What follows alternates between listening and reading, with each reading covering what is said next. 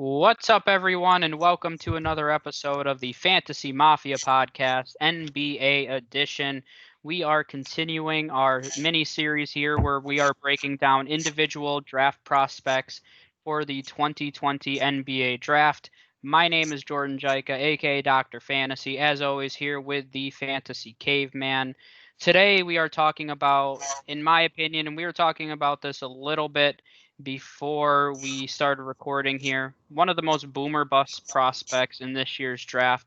That's Jaden McDaniels. He is a 6'10", 200-pound freshman from the University of Washington. During his freshman season, he averaged 13 points, 5.8 rebounds, 2.1 assists, and 1.4 blocks. So we're going to kick it off here with his strengths. Caveman, what do you have for Jaden McDaniel's strengths?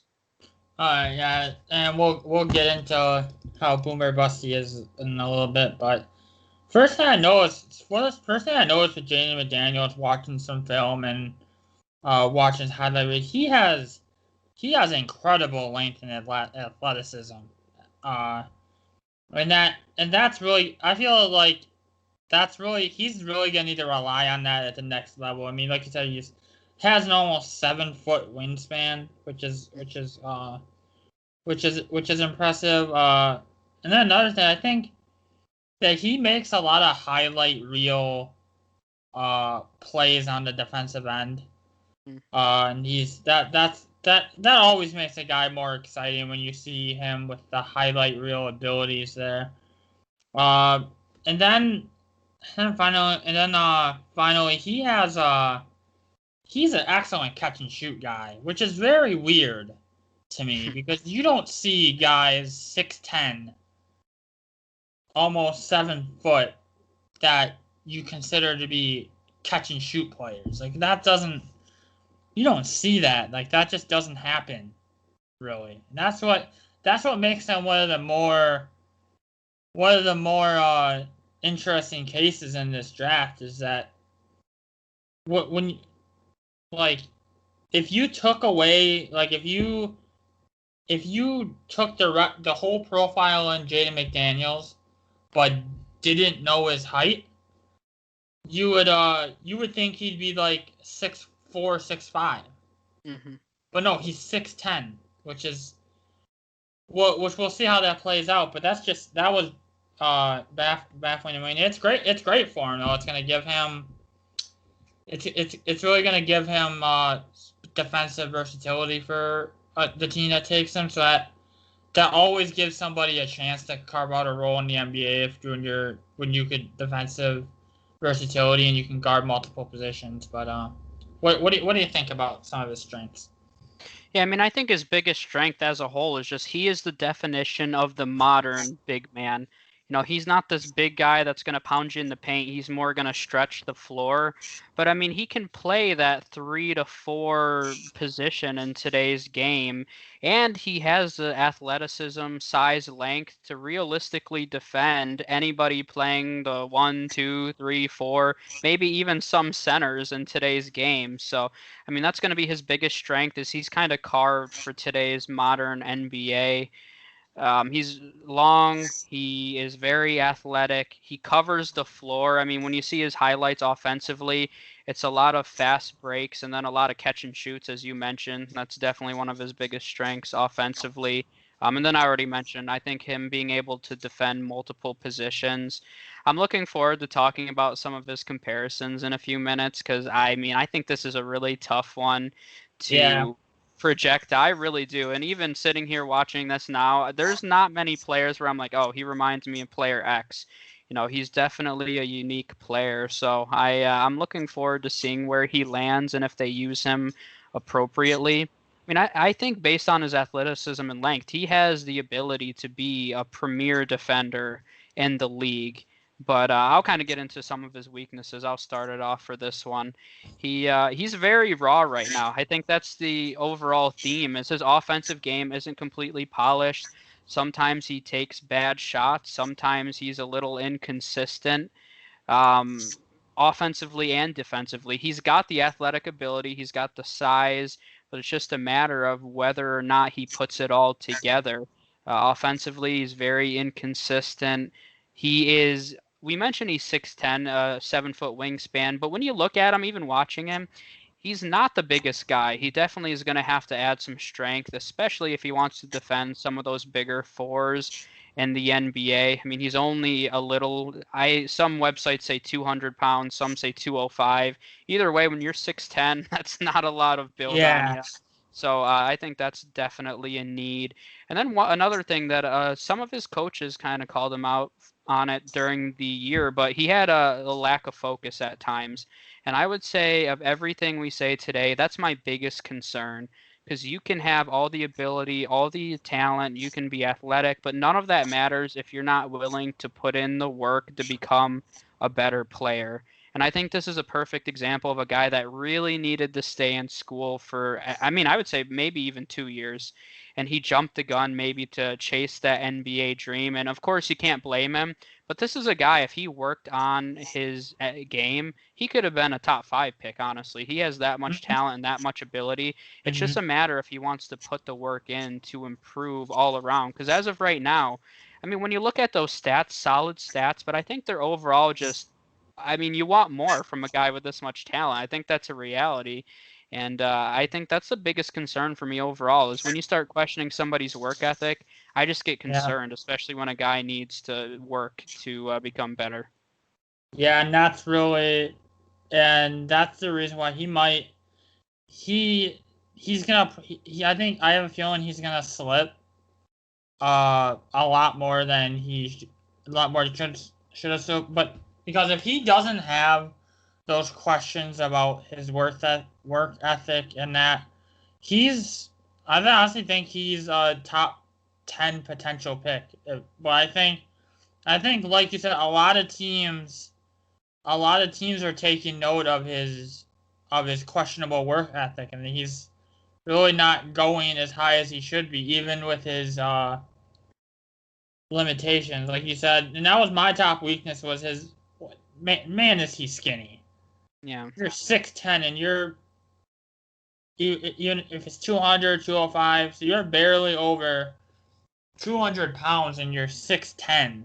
Mm-hmm. With all this athleticism and length and ability to be able to be an effective player on both ends of the floor, he just needs to add some mass. He's going to get, versus today's 4, he's going to get abused on the defensive end. And he's just, because people can bully him in the paint, because but that's the thing, like, he's very boomer bust, but if he's able to add a bit of muscle mass or weight onto him, that's gonna severely increase his chances of staying around. Mm-hmm. Yep, I would agree with that. So he's one of those that he's the definition of a boomer bust prospect. And getting into some of his NBA comparisons, I'm not saying this, but just so people are aware of how highly he was being scouted coming out of high school. He was a McDonald's All-American, which is always a pretty big deal. He was 7th overall in the class, but a lot of people said that his game reminded them of Kevin Durant in high school.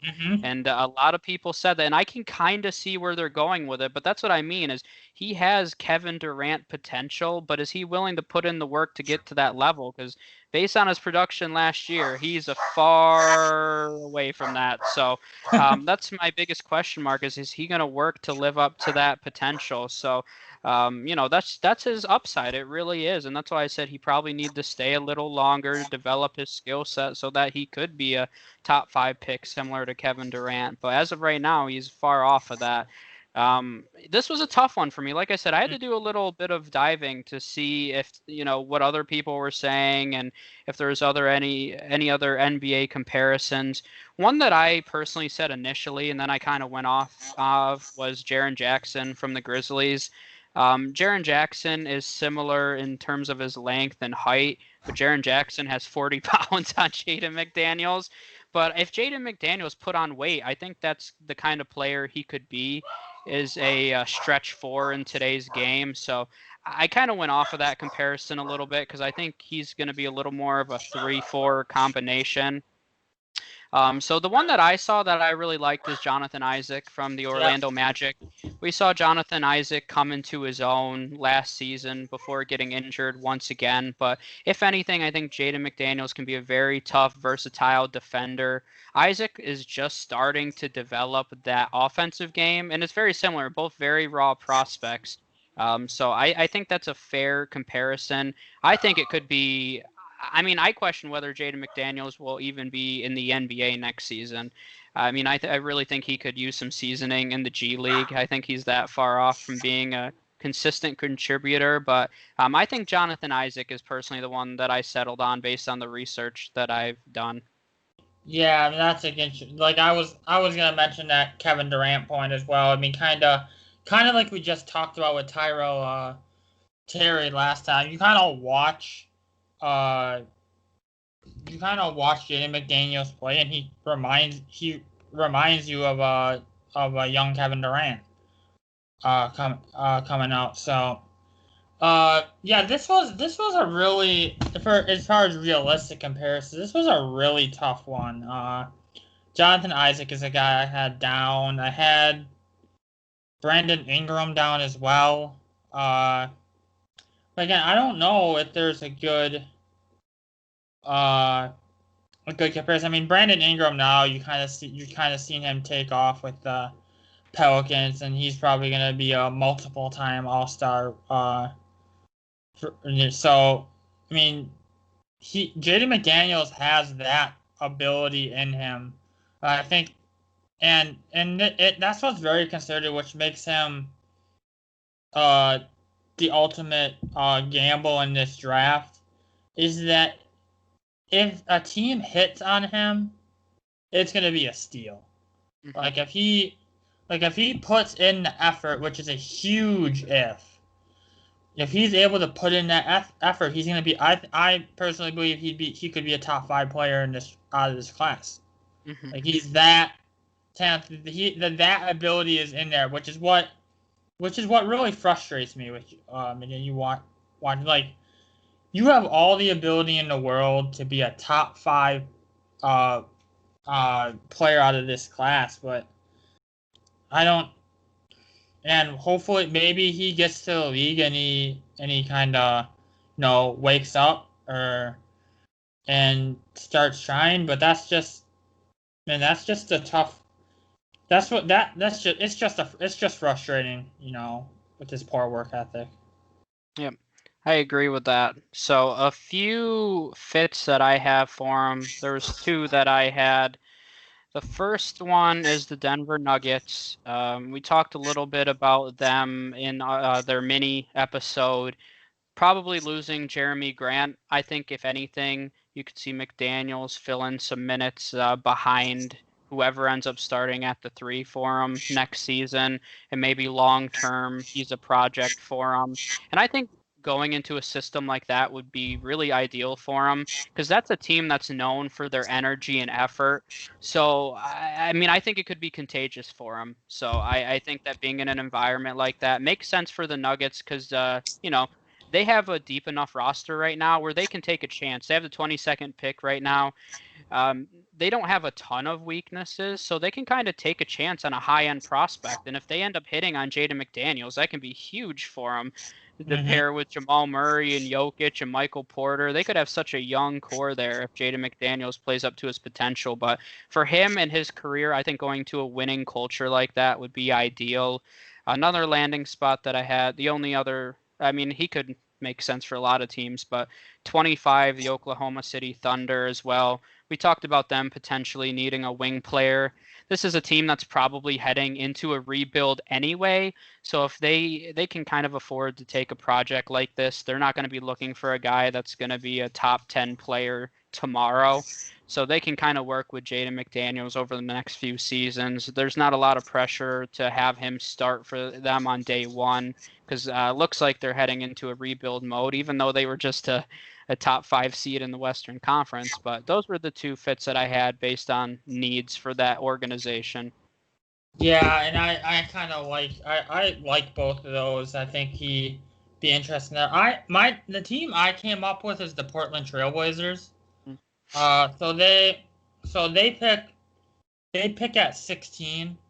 I think the Portland's in a situation where they need they need that dynamic two-way forward Mhm. to go with CJ and Dame. I mean, I love Melo, and I think Melo will be back with them next season, and I like Melo as a fit, and I think he's a good fit with Portland. But Melo's also 34 or something like that, so he's older. He's a bit on the older side. So you kind of, if you bring Melo back for another year, he continues to stay in that lineup. You can kind of play McDaniels behind him, and the Portland really lacks those dynamic two-way wing guys. They haven't really had one for a while in terms of that level. So I think Portland's in a situation where you're picking 16th. So are you not gonna find a third superstar potential player to pair with CJ and Dame? So I think at six. So I think McDaniels would be a good would be a solid risk for the Knicks, because if he pans out and you have the if he unlocks that ability that he has, and that's paired with CJ and Dame, that would be something fun to watch. Hmm. Yeah, and I think you're just salty overall on Jaden McDaniels because he just stuffed Josh Green in that highlight film. So you're just salty. Maybe. Um, but yeah, he's going to be an interesting one. He is kind of the perfect player for this class. If we had to sum up this class, I may sum it up with Jaden McDaniels, just because there's so many unknowns, and I would throw him right into that conversation. I think that's kind of the theme here is we don't know. I mean, a lot of these players, and we highlight their strengths, but at the end of the day, I think there's going to be a good number of these players in this class that fizzle out. And of course, you don't wish that upon anybody, but that's a reality of this class. I think a lot of these underclassmen entered prematurely because they saw a weak class and maybe an opportunity for them to go higher than they would in a stronger draft class. That's probably the decision that they were contemplating back and forth. But any other final notes on Jaden McDaniels? No, I think we got it. He's like you said, to sum it up, he is the dictionary definition of a boomer bust player. Yep.